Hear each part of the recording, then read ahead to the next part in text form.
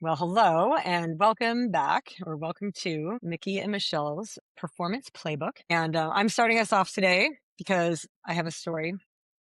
And before I even start, I'll just say that last time Mickey and I recorded, we talked about talking about TSS, or training stress scores, this week. And so, over the last week or so, I've been like brainstorming a lot and thinking about like TSS and what are the kind of things that, points that I would want to communicate about that.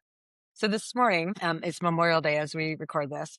I went out with an athlete who I coach and I'm also friends with. We swim about the same. And so we've been ocean swimming a lot together. She's training for the Maui Channel swim in August. And so I was like, how about on Monday morning, let's meet out, like at this beach. And we went out to the west side this morning to swim, mostly because like there's a buoy that I knew we could swim to that would be about 5K total, like out and back. And it's been horrifically windy the last like couple weeks. Like it's just been, which makes ocean swimming like really challenging.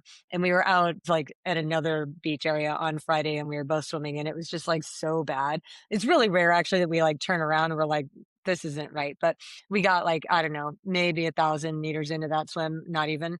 And we both stopped and we were like, yeah, this is like, it just was like Yeah. murky and we were just like, like this doesn't feel right. So like we turned around and went back. So anyway, we decided to go out west today is I thought maybe it would be better. I thought maybe there'd be some shelter from the wind out there. And I was totally wrong. Like there was no shelter from the wind. It was like horrific. And so we're out there swimming and these obstacles that we're encountering, like where the current was super strong, like in some directions. So like our pace appears to be super slow, like on the Mm. watch. And like I tend to look at, I didn't used to do this, but I'm doing it now where every time my watch beeps 500 at me, I glance at what the Mhm. split is just underwater, like while I'm swimming. And I do that mostly so that I can get a good gauge on like, is there a current? If so, how strong Mhm. is it? In what direction is it going? Right. And that Right. helps me sort of mentally plan for the rest of the swim.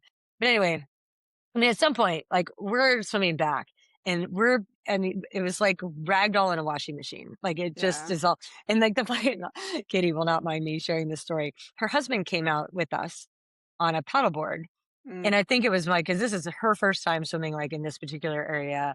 I think she wasn't totally sure, and not that she Mhm. doesn't trust me, but there's comfort in having like your husband on a Oh, yeah. paddleboard, in Yeah. case something happens or whatever. But he was with us for maybe like 1,500. And then we're like, we're going out to that buoy, which is another sort of like maybe 1,000 meters, like offshore, like straight into like the wild ocean where it's like, it just gets worse and worse and windier and choppier and all the things. That's Like, her husband's like, I'm not going out there.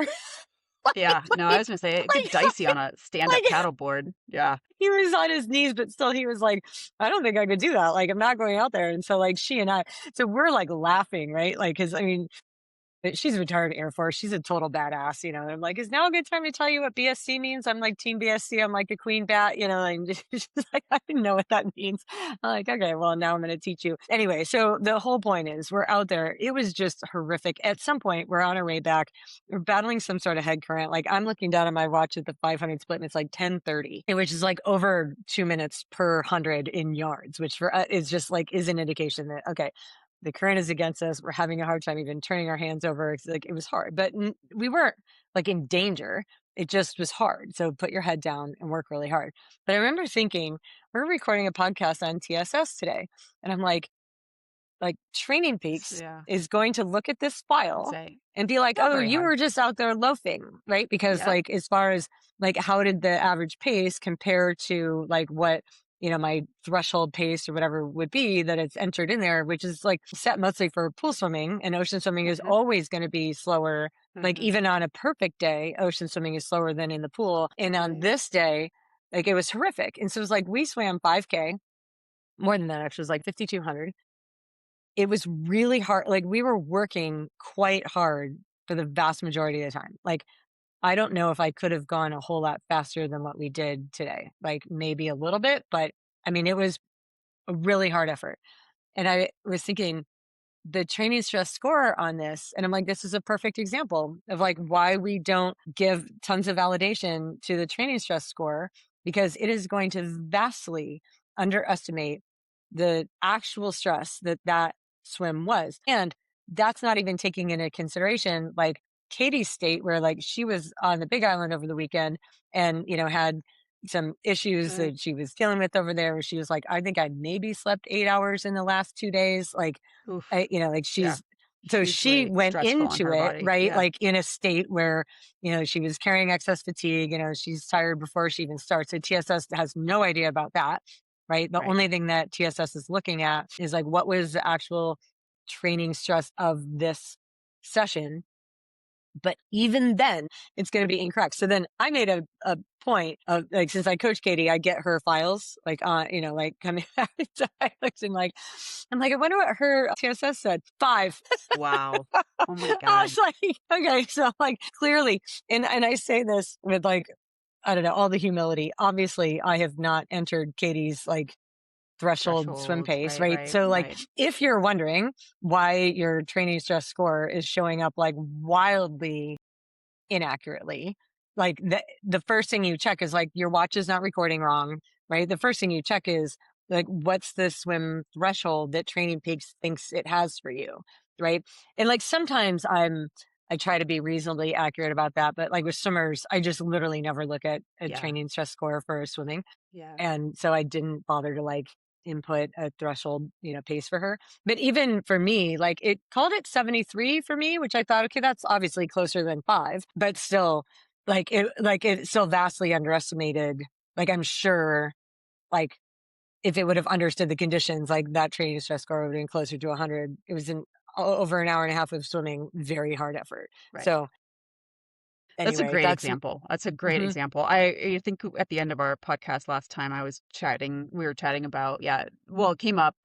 I've been doing a lot of hiking. And so, you can record walks or hikes on your Garmin or whatever, and it uploads Training Peaks and a walk, but it will calculate your training stress score off of your run thresholds because you can only set run, bike, swim. It says you can do multi-sport, but it's, again, so I will go out for a hike where I'm doing about a mile and a half, basically straight up. The total elevation gains, like 1,300, maybe even less than a mile straight up. Like if I actually count from like the small gradient to like the straight up a normal fault, right?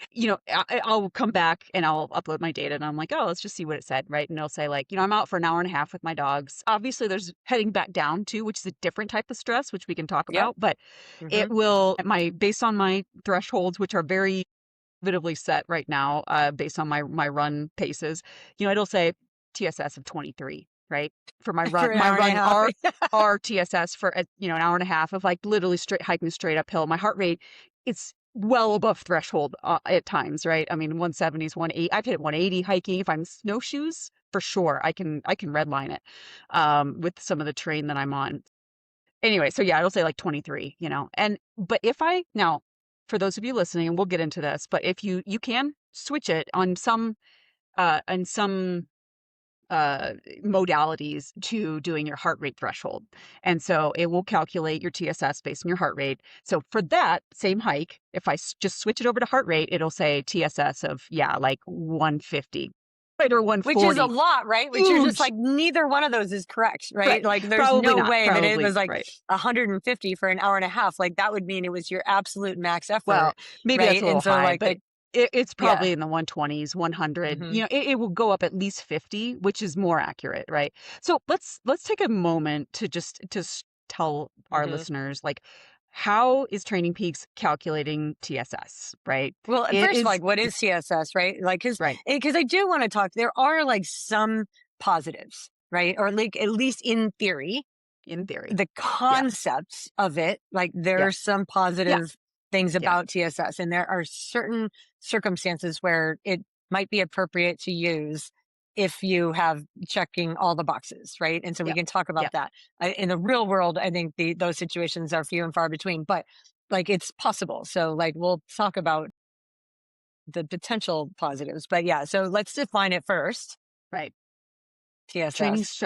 Training stress score. Hmm.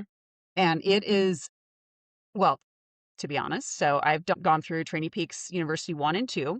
The actual equation is not publicly released. So I have big issues with that, obviously, as a researcher. So in Training Peaks, if you go to their website and they've got a lot of articles that will describe what it is and how they're doing it. And they're essentially saying they are combining duration with your intensity factor. Now, what's your intensity factor?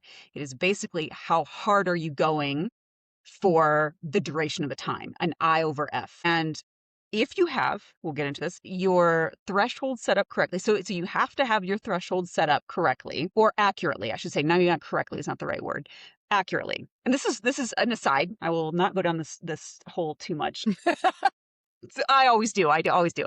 But what I have found over my 15 years of coaching is that athletes, this is generality. Many of my athletes they want to know TSS, they want to go by TSS, they talk about their TSS. Oh, my TSS was too high or was too low, it was blah, blah, blah, blah, whatever. They're like paying attention to it. And yet I say, okay, well, let's do an FTP test. Okay, let's go run a 10K. Okay, let's go. We need to set these, and guess what? Oh, now we don't want to. Right. So smart coaches can try to get these numbers out of basic workouts, right? Or some, estimates, but they're estimates, right? Like if you want to know your threshold, you need to go do your threshold test, right? What is a threshold is how much power can you output? How fast can you go? And how high of a heart rate can you sustain for an hour? That's the definition of a threshold. All out for an hour, measured by pace, by power, or by heart rate. Mhm. Is there anything else Well, and measuring on one a thing I three would add to that would be that, like, so therefore, a TSS score of 100, is exactly? like, so Yeah, if you were to do sort of like, let's say you did a 40K time trial on your bike and you're a really fast aerodynamic cyclist and you were managed to do it in exactly 60 minutes flat, right? Like if everything is accurate there, then like that TSS score should be 100 exactly. Yeah, for like that 1 hour would give you 100. And so, I have seen TSS scores for like a 50-minute workout that have been like 110. I'm like, that is mathematically impossible, right? Because right. like you can't get right, like you couldn't do that. So Right. that's an indication that like your threshold is set incorrectly. Incorrectly. If you see a training stress score anywhere near 100 for any session that is less than an hour, then your threshold is definitely set wrong. But even then, I mean, I think that it's such a rare occasion that we're actually going truly max for an hour, so just knowing that sort of like 100 for an hour would be your absolute max effort, right? So Right. like kind of an Right. easy effort for an hour would be like right around 50, would be a TSS score that would be like reasonably accurate for that, and then it's somewhere between 50 and 100 depending on what your intensity is, just so that people have a gauge of like, what are we even talking Right. about with TSS? Like, what are Right. the relative numbers? Right. 100 is max for an hour. Yeah. And Training Peaks does give a breakdown. They say, an aerobic session is about 70 or an I over F, an IF score of 75 for, well, I actually disagree here. So they say less than 75 is recovery rides, 0.75. 75 to 85 is endurance pace training rides. 85 to 95 is like tempo rides, aerobic to anaerobic interval workouts. 0.95 to 1.05 is lactate threshold intervals. Okay, buy that. And 1.05 to 1.15 shorter TTs, track points races. Greater than 1.15 prologue TT, track pursuit, track miss, and out. I don't understand what that is. But yeah, so anyways, I don't really agree with their recovery rides being 0.75. I think that's a little high, but I digress. So, but my problem fundamentally as a researcher and as a coach, right, is not releasing the actual equation. So they're combining this value, the duration, your intensity, and they're coming up with a TSS score, but it's not actually, I can't tweak it for an athlete. It's just output. And so it is, you can tweak it based on heart rate or pace. When I attended the Training Peaks universities back in the day, they said this was based primarily around Andy Coogan's power, as well as Bannister's heart rate intervals that he did back in the 50s and 60s. But interestingly, they say that it's more accurate for power than heart rate. They Hmm. Hmm. really talk about how you can't pay attention to heart rate. Heart rate doesn't tell you anything. Heart rate tells you the work that your body does to do the pace or the power or the effort. So heart rate is telling you how hard you have to work to do something. And so to say that it doesn't matter, yes, there are lots of things that influence it, which Michelle and I have talked about ad nauseum probably on this podcast. But to say you can ignore it, you might be able to ignore it if you check several boxes. You're well recovered. You're, doing a very short effort. Yeah, ignore it, right? Like when I was on doing track workouts. I didn't look at my heart rate back when I was in high school and college. So, yes, there are times where you don't need to look at your heart rate, but I would say most of the athletes we're probably working with, it would benefit to occasionally check in and look at heart rate. So that's TSS Yeah. in a nutshell. And I can't give you an exact equation because I don't have access to that, sadly. Yeah. So where do we want to go from there? So, like, I think the next thing that I would say is that there's another metric in Training Peaks that some athletes really like to look at. I was into it for a little while, and then like I gave up because I realized how it didn't actually tell me what I thought it was telling me, but like, Hmm. and so that is CTL, and CTL is your Yeah. chronic training load. And a chronic training load would be like your long-term average over, I think it's 6 weeks. Is it I six think weeks? 6 weeks. Yeah. So you're looking at like 42 days and it's a rolling average, right? So like, what have you done in the last 6 weeks? What is your cumulative training load? And so it's taking all of your TSS from all of your activities and it's adding it up and it's averaging it so that you can see like what your chronic training load is. And there are like in theory, again, so like I really want to emphasize this because I feel like the people who like came up with this ability to or this it's an effort to quantify objectively how much stress we are applying right through the training that we're doing and like in theory there's potentially benefit to that right and like in Absolutely. Yeah. understanding like yourself as an athlete as a coach understanding like how much load am I asking this athlete to absorb how are they doing with that and so if you have an athlete who like let's give the perfect scenario right now and be like the athlete has a robotic life right with Right. like No with travel. Yeah. no travel, like no, just like random things that come about that are, Yeah. adding excess stress or Healthy. whatever. Yeah. They have a very standard schedule where they can train consistently. They're a green box checking perfectionist and their thresholds are accurate. Their Garmin never malfunctions. And so they constantly, and they're perfect about like pressing start and stop. And so like, let's just say everything is perfect, right? Like and for a professional athlete, this may be the case, especially if you're a professional cyclist. So this would be like your best case use or best use case for TSS, CTL, in my opinion, would be a professional cyclist, Mhm. Yeah. right? Yeah. So somebody who has, and that's really what this was all designed for, right? It was like Exactly. professional Yeah. cyclists. And so like your whole life revolves around your cycling and the stress that you are applying, through different types of training. And then they're looking at it like over the course of 6 weeks or so, rolling average of like, and then what a coach and an athlete maybe could look at there is like, gosh, like every time we hit 140 or 120 or I don't know, pick the number, right? For the CTL, that like that's when the athlete tends to get sick, they get injured, Yep. Yep. they start to fall off a cliff. So as a coach, then if I'm aware and I'm watching those patterns, I might be like, when we get to like 115, I'm just going to preemptively give a couple of lighter days, right? To like bring it back down before like I like go to apply more load because I'm trying to prevent that athlete from falling off a cliff. And so like, again, in theory, like that's how all of this is meant Right. Right. to work. Like we can objectively quantify the amount of load that we are applying, and that helps us manage your your overall load in a way that allows us to predict your performance like on a day when Right. it matters, right? Right. In the real world, that is just like absolutely not how it works for amateur athletes who have like lives and jobs. And one thing that I want to say is a couple of things, and you, I'm sure, can contribute to this too. I would say, as a coach, I am very aware of the that's the word I'm looking for, like the inability of TSS to predict performance Yeah. accurately in any way, right? So Well, like yeah. I genuinely tend to not even look at it. Like to the point where like this athlete, I've been coaching her for a month. I never looked at her swim No. No. TSS until today. And I only looked at it because Right. we were doing this podcast and I'm like, oh, it's 5. And then I was like, and I actually texted her. I'm like, haha, your TSS was 5 because I told her we were doing this. And she's like, oh, and her response, because she doesn't even know what TSS is, she's like, oh, my watch is broken.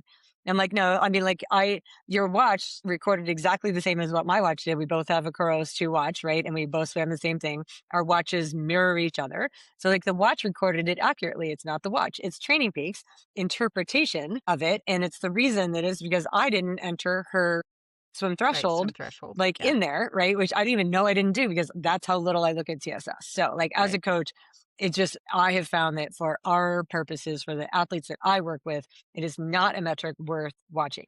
That Exactly. said, when I have conversations with athletes at times, I realize that they are watching it in a way that I didn't even Yeah. know Yeah. they were like watching like a hawk. And it tends to be, and you can tell me if your experience differs here, but the athletes that I really tend to look at TSS more are like the type A athlete, like the Yep. perfectionist ones that, and for some, this is what I could also say. Maybe for some, like again, and I the athletes that should use it are the ones that like would use it to like motivate them to go out and accumulate Hmm. points, right? Like if you could use it as a motivating factor to get your ass out the door to go training, and you that way you train more consistently because you're going to get more TSS points. Like for the athletes that are inconsistent with their training, like I can see that. maybe Yeah. chasing TSS with Maybe. them would be motivating, right? Like maybe Right. that would be the thing that like gets them to train consistently enough that they could start to feel good. But Hmm. what I've found is that in the real world, the athletes that are actually using TSS are the ones that are already type A, right? And Yeah. they're Pretty assigning consistent. more like value to TSS than what they should. Hmm. Right. And Hmm. then their goal is to like make it as high as they can. Like and Right. they'll mistake that like a higher CTL automatically means you're going to Right. perform better in a race. Yeah. And that's Yeah. absolutely not the case. And so I've had to like walk athletes back down like off a Yeah. cliff. I had one athlete one time. This actually might be kind of fun to like share stories about like like the way that athletes interpret TSS and CTL and all that. I had an athlete that he he would sometimes be uber consistent, right? Green, green, green, green. And then he would like fall off a cliff and do nothing for like a week. And then I'm like, hey, what's going on? Like, what's happening with you? And he actually said that as soon as he starts missing workouts for like, work got busy, life got in the way, pick a reason, right? There's a ton of Hmm. reasons. He goes, Michelle, I can't open the app because when I open the app, it shows me my CTL going down. And it stresses me out so much to see my CTL going down that I can't even open the app. I don't even know what you plan for me because I can't open the app, because if I open the app, it's going to show me Wow. a CTL lower than what I want to see it. And so therefore I can't open the app. So like he wouldn't do his training because opening the app felt like it was an anxiety inducing event for him to see his CTL going down so much that it like he was frozen in an inability to then continue his workouts. And I'm like, wow. Okay. So like, this is a case where like, it's hurting you so much to watch that number because now you're skipping more workouts than you otherwise would have. Like you could have trained, but you were afraid to open the app because you didn't want to see how low your CTL was. And so Right. like the Right. outcome of that is like it just continues to get worse. So it genuinely it can screw with your head so much if you're not careful in watching that. Yeah. And so for athletes that are curious, right, about using this, or they are using it. And I've seen this too. I've seen that situation where I'm very stressed about the scores and the CTLs, and yeah, some of them are already type A and pretty consistent, and I had worries about them going to like just racking up points.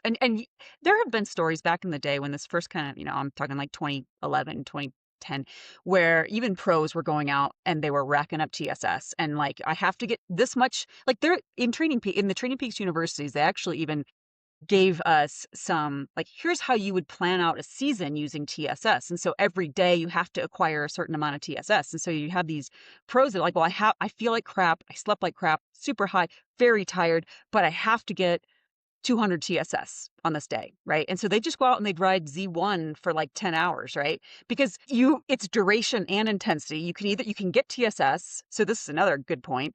Like TSS is not, it's agnostic to what you are training for, right? Like it's not going to tell you with this CTL, you're going to perform really well at Ironman, right? Like it is literally just trying to quantify the work you are doing, but it's not specific to, are you training for an Olympic? Are you training for Ironman? Are you training for a 5K, right? Like it doesn't have, so yeah, you can get 100 by doing an all out hour. You could get 100, which might not be in line with what you need to be fit for. That might not actually get you fitter for Ironman, for example. Maybe you need that 100 TSS needs to come from a 2.5 hour ride in Z2, right? Or whatever. And so that often is lost in the translation of, yeah, you can do a bunch of high intensity, high IF training with high TSS scores, but if you never ride more than like 2 hours, how are you going to ride 6 hours on your bike, right? Like, but you have a high TSS. So that's another issue with TSS. But CTL, right? Like, in theory, like, yes, higher CTLs mean more fitness, more acquired fitness over that like 6 weeks. And over time, it will compound. So if you've been training consistently for many years, you will likely have like an increasingly high CTL. But to race well, you need to have a high CTL, but you also need to have you need to strip fatigue, right? And they quantify this by training stress balance, which is essentially what is training stress balance? I actually had to pull it up because it's yesterday's fitness, your CTL, minus yesterday's ATL, your acute training load. So this is why we would taper in theory. And this calculation could be helpful, right? So if you're really good, you've got all your zones set up, your thresholds, and you're really, yeah, again, like Michelle said, you have a very routine life. You've gotten your recovery in, you're stripping fatigue in a way that makes sense based on these equations, which we can get into that. But, again, for most athletes, that's maybe not the case. We did a whole podcast on the taper and the magic of the taper and all that. But okay, so ATL, what is ATL? ATL is your acute training load from yesterday plus the TSS that you racked up today minus the ATL from yesterday multiplied by 1 over ATL, a time constant, which they don't tell us what that time constant is. I think it's a 7 day. I think it's seven I think days it's is what 7 days. Yeah. yeah. Um, oh, right. Yeah. And the same as could be said. So CTL is the same as ATL, but they're taking it over 42 days, 6 weeks. But when you taper there, you essentially want if we had I don't have a good one pulled up, you want your CTL to be very high. You want the training stress balance to basically be at 0, because that would suggest by their equations that you are recovered. And that's when you would be ready to handle, another big load like your race, right? That's what, in theory, all these equations, you'd want to get this, a TSB of 0, a high CTL, right? And that's going to have some sort of race performance predictions. But I've never seen that in all of the blogs I've read, all of the, the pros I follow, and when they share their data, like I don't see a lot of actual evidence, even from the people that are doing this for a living, that this works out for them. It doesn't, because Yeah. some people actually race pretty well with Yeah. A like little a bit of, a yeah. TSB of like 30 even, right? Which is sort Right. of high, like that can be, Right. but like some people just like you're carrying some fatigue. But if you're really fit, like you've been training for 10 years and like you're really durable and you're really like that might be a really comfortable place for you. Where like, this is where I feel like I'm in my groove on, and I'm not super fresh, but I'm doing a half Ironman. I don't need to be super fresh for this. I just need to be really fit and durable. So like for that, and then there's others too, like if they carry any TSB, like they're just like, I'm It's like exhausted, I'm right? So exhausted. Right. it depends on so many different things. So there isn't like a magic, like it's not like TSB of 0 actually Right. works for everyone. Like some Right. people will race better with higher, some people race like with a negative, like that they need to be super fresh in order to feel good at all. So Right. I think it's so highly variable. It depends. I think so. So So anyway, my ignore all of that yeah. is our point. Right. Like whatever, Right. if all we just talked about was like a foreign language to you, don't worry about it and don't learn it. Right. Well, and this is my take. I totally agree with you on it can be very beneficial. And I put a lot of, like, I'm a numbers person. I have a math minor. I almost double majored in math. I love equations. I love the data. And one, it's not, I can't tweak it. Right. So there's my biggest issues. Well, my biggest issues is that, yeah, it doesn't work for most people for the people that I am coaching, given a lack of not only like I've actually offered to some athletes, like, I will do this if you want to do it, right? Like, if you want me to look at your TSS and you want me to really hone in on this, but then we need to assess this nearly every 3 or 4 days, right? Like, if you start to rack up too much fatigue, that means that your threshold run pace may need to come down. Like, we need to tweak this constantly in the Training Peak settings. I've not had any athletes actually take me up on that. Also, I say we have to test, like, and even an FTP test, right? We should probably do another podcast on that at some point, on all the ways that's just an estimate. Like a 20-minute FTP test is like 95% of your all out, threshold effort, but that's really an estimate. And, there's evidence that suggests if you're more of a sprinter, you're very strong, right? Like you can get a really high 20-minute test and you can't actually hold that for an hour. I know I was in that place when I was cycling with a heavy load, and maybe I wasn't as fit for Ironman, right? Like I could still maintain a really high FTP, and I know I couldn't hold that FTP for an hour, right? Now, when I was Ironman fit, I probably could, right? But if I was like off my training groove, but I was a very strong cyclist. So, and there's other evidence that suggests that there's some cyclists that, in Ironman trainings, they don't FTP test very well. I have a lot of athletes that just they don't test well. Like they put too much stress on themselves.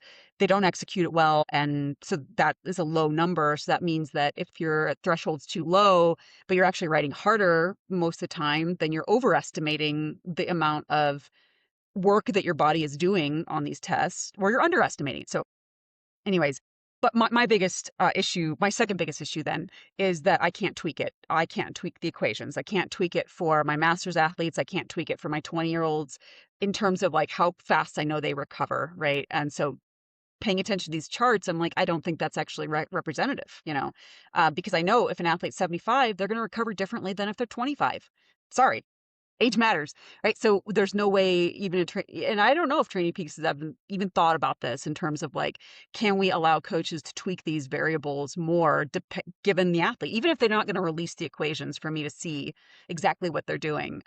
That would be helpful in my perspective. And yeah, and then yeah, so that's my two big things. I in theory, it's a really cool thing. I wish, and for myself too, I did start to look at it, and I realized I'm like, I paid attention pretty rigorously for a few years. Not when I was actually racing my best. When I was racing my best, I didn't pay attention. It was more like when I got stressed out about how I wasn't making progress. I'll really hone in on TSS. Same.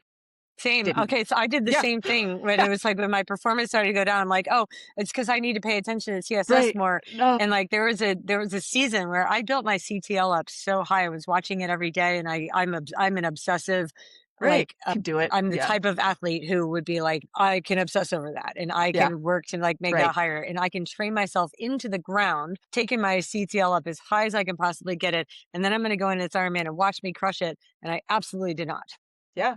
No, I mean, I You're was like, like my huh, maybe there's not, maybe like having a really high CTL is not like the thing that I thought it was going to be and I think that that's something that's really important to understand is that like there are ways to get a really high CTL and have it absolutely not translate to performance. Like high CTL does not mean high performance at all.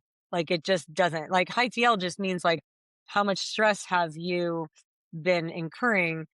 What really matters is how is your body adapting to that stress? Yep. Like, are you Yeah. adapting to the stress and recovering from the stress? Or are you just making yourself tired, digging into a hole because you want that number to be higher? And so it absolutely does not translate to performance in the way that like we would want it to. Right. It Yeah, just I doesn't. completely agree. Yeah, at the Yeah. So time that really I it's was about really adaptation. it is about adaptation. Yeah, absolutely. When I was really obsessing over it, I actually wasn't racing. It was sort of 2020, 2021, and I was, early 40s. And I mean, quite honestly, I now know it was hormonal and age, and adaptations, right? Like I was, yeah, very high CTL. My run paces were not getting that much faster, right? Like I was very durable. I could run for a long time, but I wasn't getting Hmm. any faster. And I know if I had raced, I would not have met my expectations for where my CTL would have suggested I should have been at based Right. on like when Yeah. I raced at 35 with like, you know, I'm sorry. Like for me, I know that was, it wasn't that I was even digging myself into such a huge hole necessarily. I just wasn't adapting like I used to. And so, yeah, but I could also see it if you get obsessed with it, digging yourself into a hole. I was pretty much, I mean, because there were no races at the time. There might have been a few, but none that I wanted to do. But it was more like just for fun. Like, let's just see how fit we can get. And it was fun. So for that Hmm. respect, but I didn't get faster. So Yeah. yeah, Yeah, I think that's the whole thing to like keep in mind. Like, what is the big picture goal here? Like, what are we right. trying to achieve, right? And if you're trying to achieve like your best ever race performance, then like, and it's like, well, let's look at like what is the distance, right, that you're going for, because like the way you're going to train and prepare for that, it's going to be different if it's a 1 hour effort versus if it's a 8 hour effort or a 10 hour, 12 or 14 hour effort.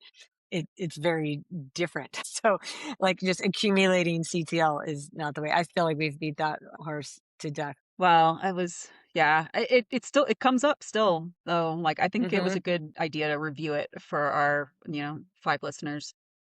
Yeah.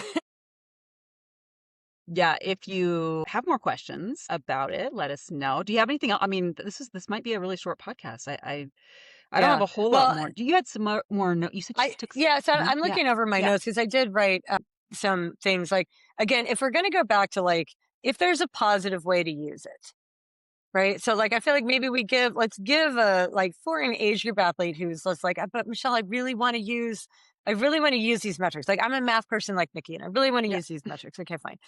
Like what you need to remember is that like the it is a computer assessing and guessing and estimating like how much stress that training session was on for your body, right? What it's not taking into consideration are all the other things that you as a human need to take into consideration, right? And like what those other factors are would be like how well have you been sleeping, like not just last night but like over the last week or 6 weeks, whatever. What is your hormonal status, right, for women? And so the other thing I feel like I'm surprised you actually didn't bring this up because it was part of my notes, is that like the equations that they're using are like truly based on men, right? Surely, Since surely. everything else is, I'm right? So sure. like Yeah. if you're a hormonal woman or a post hormonal woman or what, like Or even that, like we just it adapt differently. changes, Yeah. right? Like throughout Yeah. our cycle, like how are Yeah. we adapting to the Yeah. session or whatever. So like you need to take in like your hormonal status, like what are the conditions that you're training in, right? So again, like if it's super hot or if it's super Hmm. cold, if you're running on trails versus running on the road, like those are two totally different Vertical. things. So Yeah. like it's only looking at what is your pace, right? But Well, like there is, if you're running on trails, I mean, they I do. know it looks at like Well, but let me take the it because terrain. I do a ton of trails, and I will Hmm. just say this. Even when you do the grade adjusted efforts, right? Like I still feel that it's not, the algorithm is not mimicking the actual stress in the body. And that also includes the stress that you are putting on your legs as you're Hmm. descending, right? And that's a Hmm. different stress. This is primarily a stress on your cardiovascular system.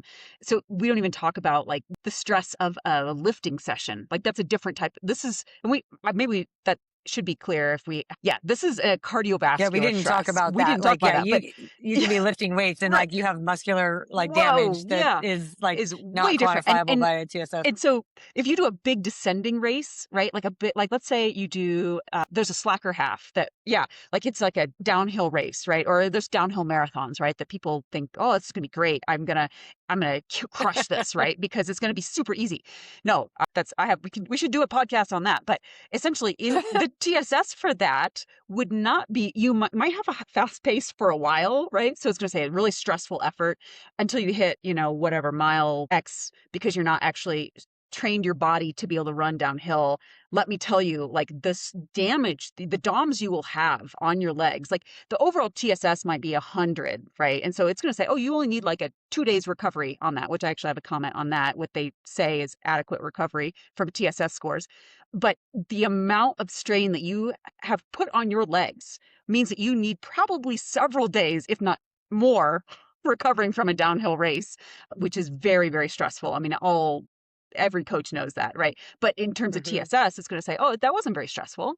No, you're fine to go again in a few days." Like, no, that's not true. So, sorry, I didn't mean to Yeah. cut you off, but like the grade Yeah. adjusted and the descending, like that's not taken into TSS at all. And I don't Hmm. think that the grade adjusted averages are actually working well from someone that runs a lot of trails and knows like, if you just do a cross comparison of like heart rate TSS versus pace TSS, now maybe heart rate's overestimating a bit. Actually, for me, I think it's usually pretty dead on because I've got my heart rate threshold set up, I think, pretty accurately.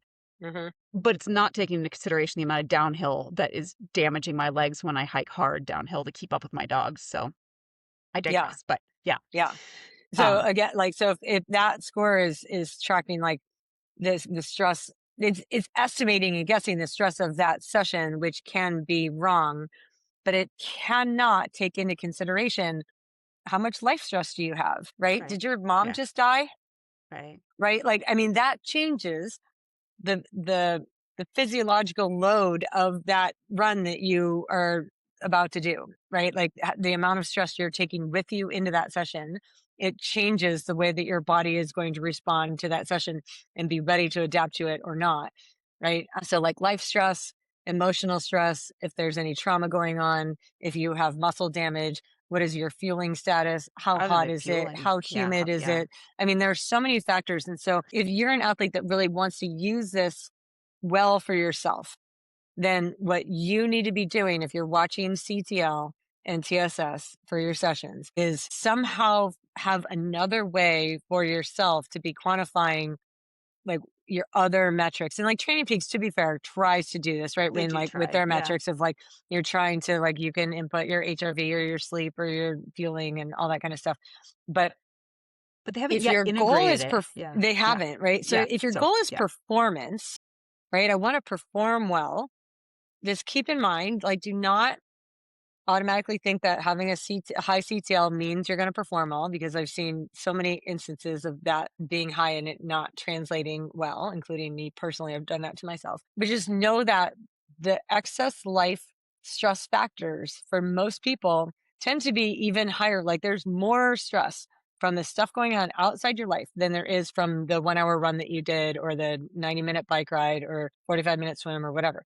Like those, you have to take the whole picture into consideration, right? And then the other thing that you might want to do, well, and then of course, make sure that all of your thresholds are set well and that you're adjusting them frequently, and know that like if it's really hot out, like so your threshold might change from winter to summer.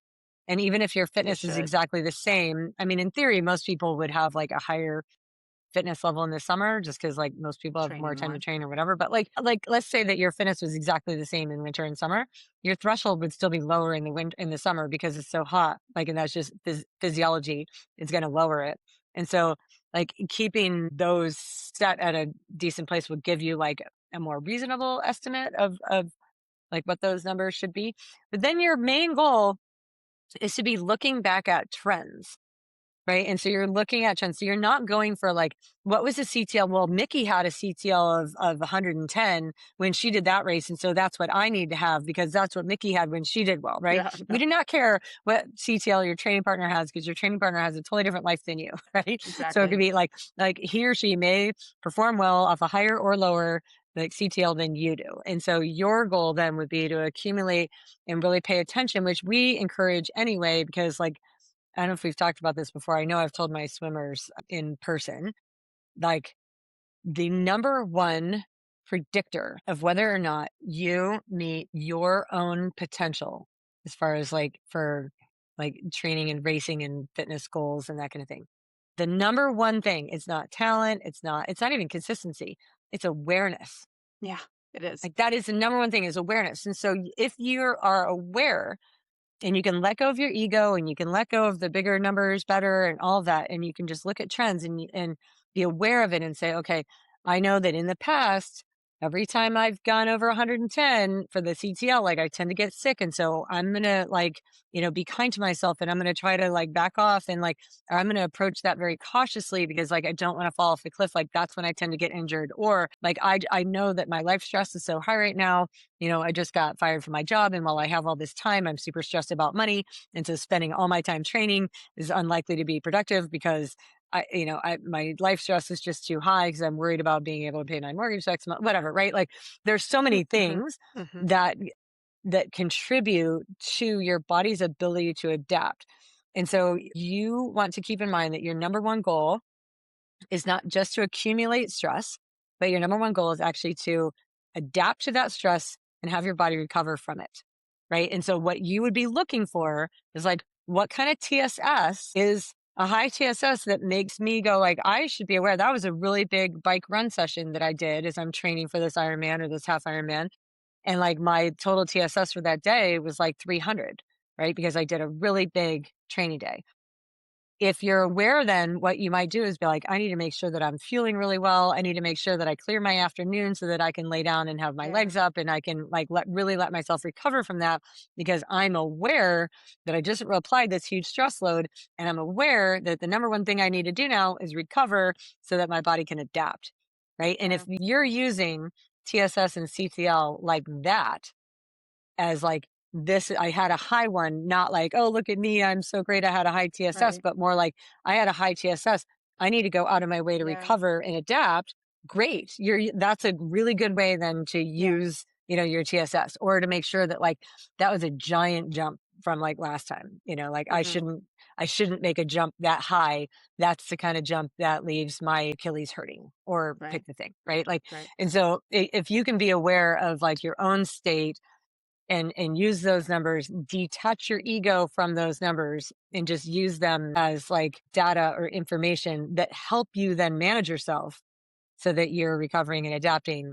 Great. And then also taking into consideration all the other factors that your body is interpreting as stress that go well beyond that training session that you're doing. Yeah, Right. absolutely. So Yeah. like that's Yeah. Yeah. It's if my general protocol for someone that wants to do this, trained by TSS or use it in that way, I absolutely agree. I would also say, one thing to so train I'm sorry, test often and tweak the test results often, make sure they are representative and accurate and not I know a lot of my athletes, maybe you have similar, they don't want to lower their FTP, right? Like I have to sometimes go in and then I notice that they'll go and raise it back up. And even though I know that that FTP is not there's something about that FTP that, I mean, people are really tied to it. It is literally just a number that you can use to improve. And if it's off, then you're not getting an accurate representation. Well, one, for a lot of people that are now uploading their workouts to Zwift and they're nailing the like average number that even if I use a range, it's like, if it's too low or too high, you're not getting the workout adaptate. You're not doing the workout that I'm telling you to do, right? If your numbers are way off. Anyways, can I tell you what I do in that situation? Because I what, do have that. I literally go in and tweak their workouts, that like if I was going to have these intervals done at 80%, right. I Then make you, it 72%. Like if I they literally go refuse, in, and yeah, in my head I know what watts I yeah. want them to do, and so I will go and I will reduce. I'll just manually change like the level that, Will especially they for bike notice? rides, like I'm sure someone probably noticed I though. mean, they most of them follow like the workout, right? So I'm like, Right. And they're I'm not just telling looking you at that the, like I yeah, want you to do that as a 70%. But maybe for another athlete who I know their FP, like, because I know which of my athletes have FTP set that I'm like, too that's not high. that anymore, Yeah. right? Like Yeah. I guarantee you, like that's not that anymore. Like I know by your race data that it's not that anymore. But like if I think that their ego would have a hard time bringing Adjusting it to it. down, Yeah. then like I just literally go in and I program all their intervals like just a little bit lower so that they're working at the level that I want That them you to be want them to. working Well, at. that's another way. I Yeah. just I Yeah. just change it. And so like, but I have had another athlete who, she was relieved when I lowered her FTP. Like I was like, I think that we should lower this. And she's like, I totally agree. Because here's what was happening. She was looking at her workouts and she wasn't doing them because they looked so intimidating. She was Yeah. like, I don't think I can hit those watts. And then it was like, she wouldn't even get on the bike because the workout looked too scary. Too And then scary. Yeah. also, it was interesting, FYI, in case anyone this is happening, we can lower your FTP in Training Peaks, but if you're doing a structured workout on Zwift, and it is your job Yeah. then To to lower the update. Yeah. setting in Zwift, because Oh, what was God, I know. happening is there was a time where with this specific athlete, I lowered her FTP in Training Peaks so that it would be like, this is more representative of where you're at right now, which made the workouts more doable, which meant that she was going to do them, which was like the first step to her like getting back up to where she wanted to be. Right. But she would go into Zwift. She hadn't changed her Yeah. setting in You Zwift. have to So like update. when she Yeah. looked at the workout in Training Peaks, it said what the watts were going to be. But she goes, it's loading so much higher than like what it should be. And I'm like, I've that's had on that. you. You need to go into Zwift and like change it there. Like Zwift and Training Peaks don't talk that. I mean, they talk, but like But not like not at that that level. way.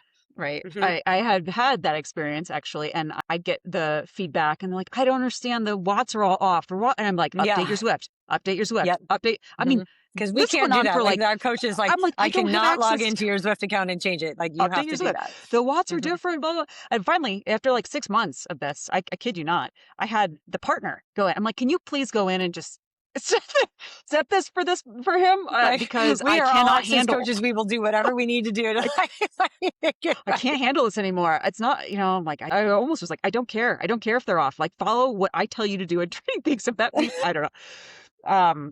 Yeah. So So yes, please. So update your you're tweaking your settings in Training Peaks, but if you're riding in Zwift or other online platforms, you might have to update it there.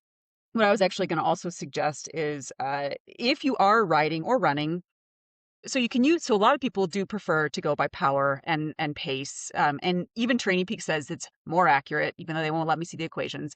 It's better adapted to those metrics, and heart rate is too variable. And so I don't understand, I don't know what smoothing they're applying or how they're calculating. But what I would suggest is if you do a ride or a run in very hot conditions, you can go initially by, your run or your power TSS, but I would also suggest looking at your heart rate. I go exclusively by heart rate now, TSS. I don't, even when I'm on the bike, which I rarely am anymore, because I feel like I've got my heart rate so ingrained. I know my heart rates. I know where I'm moving, from a aerobic to tempo into threshold. I can feel it. And so I feel like that's a more accurate representation than pace for sure.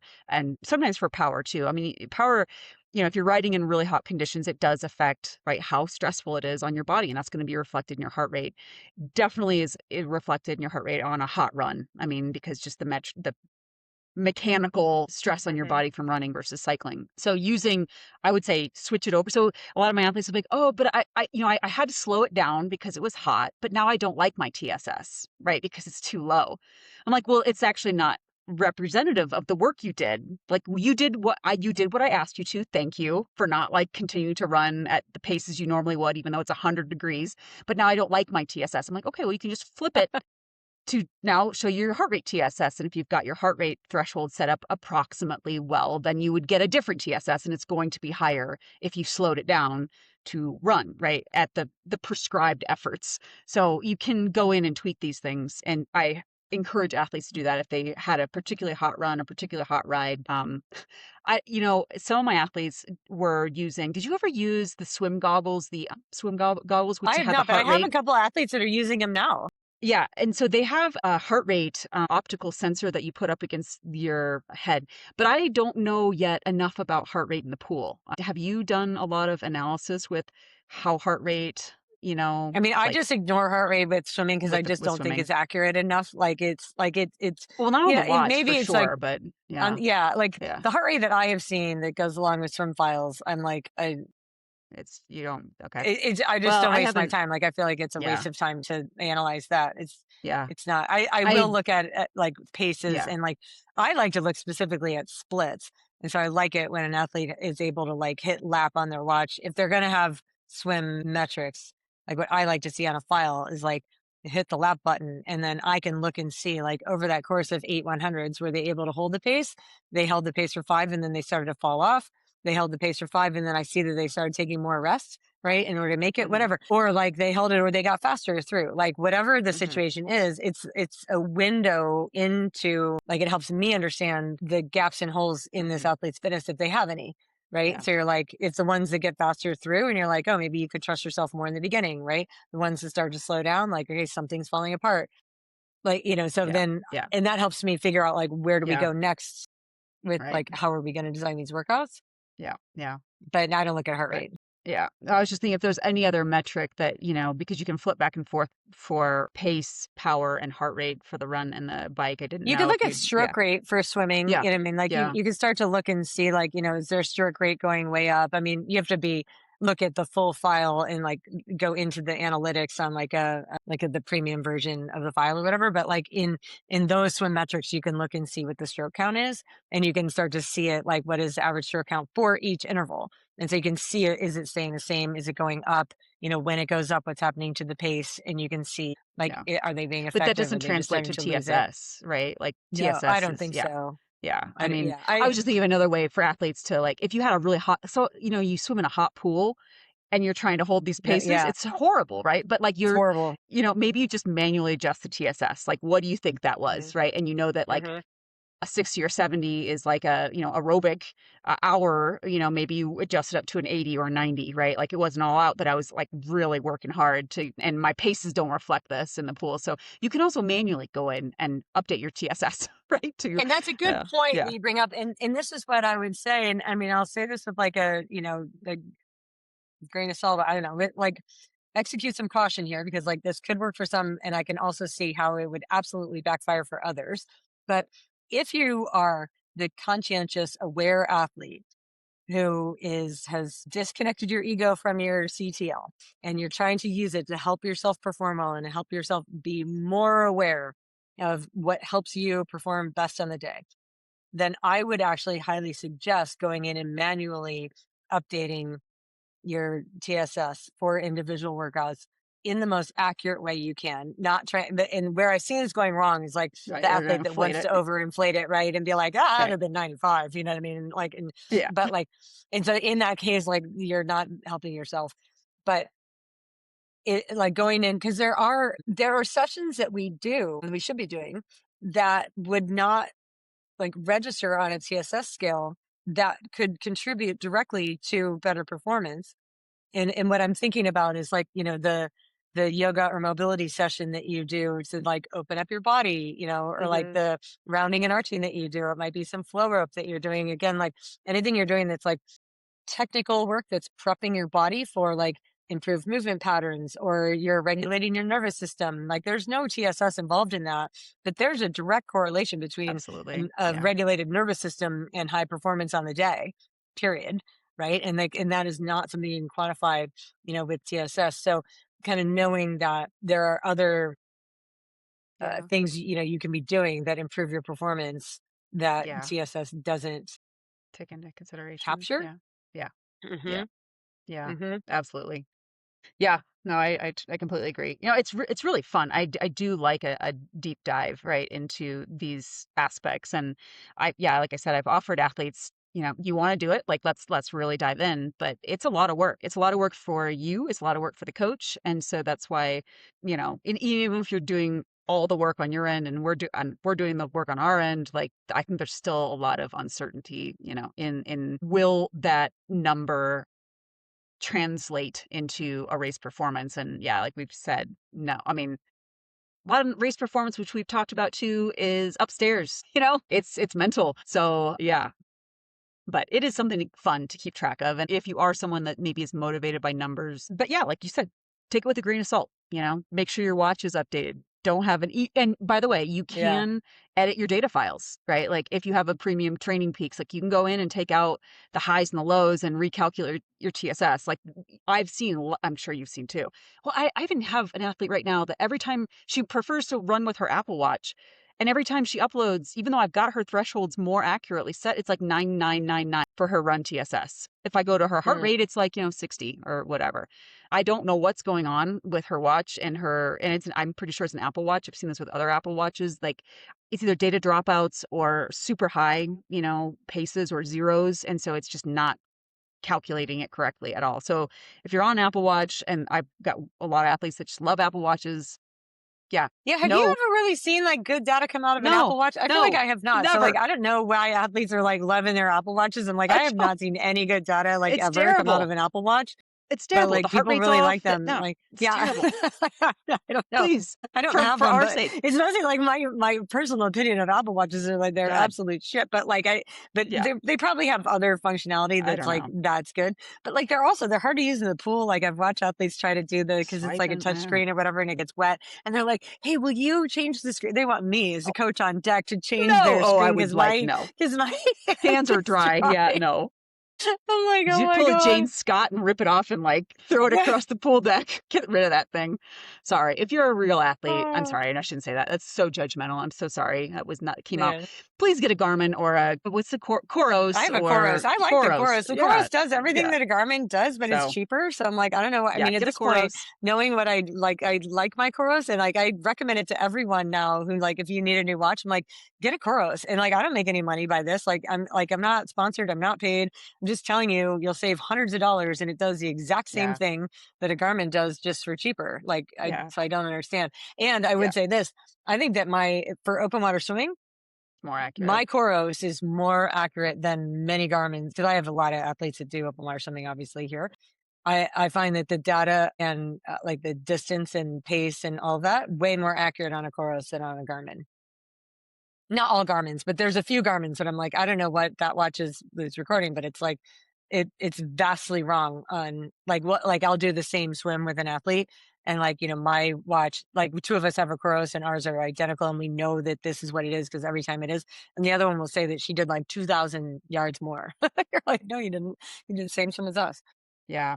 Well, I mean, But there's something to be said for, I think, companies getting too big and the quality goes down, you know? hmm And I think Koros is a smaller company, and so I think there's benefit sometimes too. Not getting it at the the baseline, right, when they're starting up, because there's usually some early startup tech issues, but they're now established and hmm I think their quality is probably they're more in tune with like producing a good product, which versus a company. I hate to say this, but that, you know, they're pretty big now, and so they can let some issues slip through. And plus, these are all based on satellite. All the GPS, it's satellite driven, and so if they're contracting with different satellites, satellite coverage, that all matters. So I agree. I still my Garmin's still kicking, but my first Garmin, I think, lasted like 10 years. My second Garmin probably lasted like 7 years.